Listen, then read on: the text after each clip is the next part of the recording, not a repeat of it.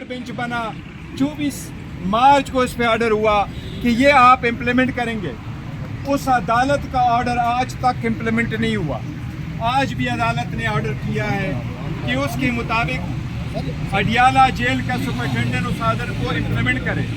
हमने 6 लीडरशिप की मुलाकातों के लिए नाम दिए हैं, उसमें वज़ीर आला की भी नाम शामिल है। आज देखते हैं कि क्या अदालत के ऑर्डर पे अमल दरामद होता है, वज़ीर आला को मुलाकात की इजाज़त मिलती है या नहीं मिलती। हमने बारहा कहा है कि अली अमीन साहब जब वज़ीर आला बने तो खान साहब के साथ मुलाकात के बाद उसने काबीना बनाया। खान साहब की ये ख्वाहिश है और उनका ये हक़ है एज़ अ बड़ी पॉलिटिकल पार्टी के रहबर रहनुमा की हैसियत से, चेयरमैन की हैसियत से, कि वो डायरेक्शन अपने वज़ीर आला को दे दे।